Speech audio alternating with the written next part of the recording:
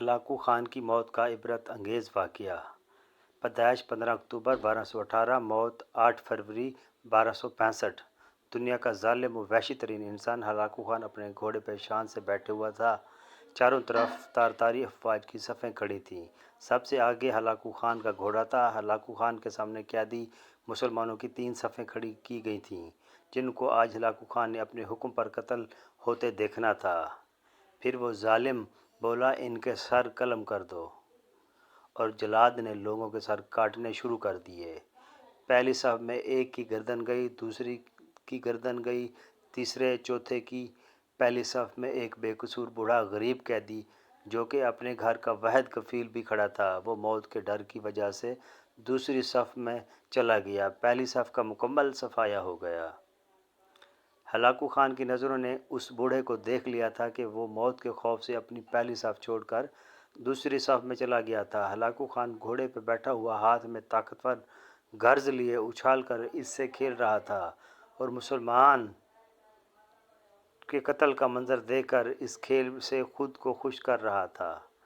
جلادوں نے دوسری صف پہ تلواروں کے وار شروع کیے۔ گردنیں آن کی آن میں گرنے لگیں۔ جلاد تلوار چلا رہے تھے اور خون کے فوارے اچھل اچھل کر زمین پہ گر رہے تھے۔ اس بوڑھے بابا نے جب دیکھا کہ دوسری صف کے لوگوں کی گردنیں کٹ کر اس کی باری بہت جلد آنے والی ہے، تو وہ بھاگ کر تیسری صف میں کھڑا ہو گیا۔ ہلاکو خان کی نظریں بوڑھے پہ جمی ہوئی تھیں کہ اب تو تیسری صف آخری ہے، اس کے بعد یہ کہاں چھپنے کی کوشش کرے گا؟ اس بے وقوف بوڑھے کو میری تلوار سے کون بچا سکتا ہے؟ میں نے لاکھوں انسان مار دیے، تو یہ کب تک بچے گا؟ تیسری صف پہ جلادوں کی تلوار بجلی بن کر گر رہی تھی۔ ہلاکو خان کی نظریں مسلسل اس بوڑھے پہ تھیں کہ کیسے وہ بے چین ہو کر موت کی وجہ سے بے قرار ہے۔ تیسری صف کے انسانوں کی گردنیں گر رہی تھیں۔ جلاد بجلی کی سی تیزی سے اس بوڑھے بابا کو پہنچا تو ہلاکو خان کی آواز گونجی، رک جاؤ، اس کو ابھی کچھ نہ کہو۔ بابا بتا، پہلی صف سے تو دوسری صف میں بھاگ آیا، جب وہ ختم ہوئی تو دوسری صف سے تیسری صف میں بھاگ آیا۔ بابا بتا، پیچھے تو کوئی اور صف بھی نہیں، اب تو بھاگ کر کہاں جائے گا؟ اب تجھے مجھ سے کون بچائے گا؟ تو اس بوڑھے نے آسمان کی طرف دیکھا اور کہا، میں نے پہلی صف کو اس لیے چھوڑا کہ شاید میں دوسرے میں بچ جاؤں، لیکن موت وہاں بھی پہنچی۔ پھر میں دوسری صف کو چھوڑ دیا کہ شاید تیسری میں بچ جاؤں۔ ہلاکو نے گرز کو ہاتھ میں اچھالتے ہوئے کہا، بابا، کیسی خام خیالی ہے یہ کیسی بہکی باتیں کر رہے ہو بھلا؟ تمہیں میری تلوار سے بھی کوئی بچا سکتا ہے؟ بوڑھے مسلمان نے زمین و آسمان کی ہر چیز کے مالک اس واحد لا شریک رب پر بے انتہا یقین کے ساتھ کہا، وہ اوپر والی ذات اگر چاہے تو کچھ بھی ہو سکتا ہے، اور اگر وہ چاہے تو مجھے تو تجھ سے بچا سکتا ہے۔ مجھ سے یہ کیسے بچ سکتا ہے؟ ہلاکو خان نے تکبر میں آ کر دونوں بازوؤں کھول کر سینہ پھیلا کر کہا، اس کے ہاتھ سے گرز نیچے گر پڑا۔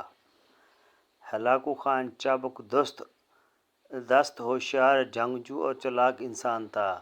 ہلاکو خان گھوڑے کے اوپر بیٹھے بیٹھے گرے ہوئے گرز کو اٹھانے کے لیے خود کو جھکایا کہ زمین پہ گرنے سے پہلے وہ اسے ہوا میں ہی پکڑ لے۔ اسی کوشش میں ہلاکو خان کا ایک پاؤں رکاب سے نکلا اور وہ اپنے گھوڑے سے نیچے آ پڑا، جبکہ دوسرے پاؤں رکاب میں ہی پھنس کر رہ گیا۔ ہلاکو خان کا گھوڑا اتنا ڈر گیا کہ بھاگ نکلا۔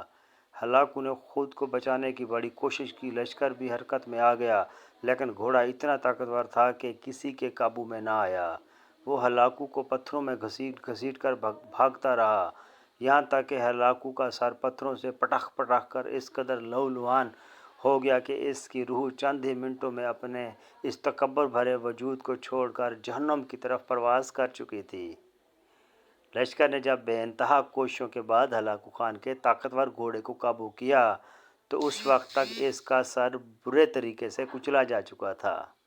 ہلاکو کا لشکر اس بوڑھے بزرگ سے اتنا خوف زدہ ہو گیا کہ لشکر نے اسے جان بوجھ کر نظر انداز کر دیا، اور وہ بابا بڑے آرام و سکون سے پیدل ہی اپنے گھر کی طرف چل پڑا۔ سبحان اللہ، یہ اللہ کی شان ہے۔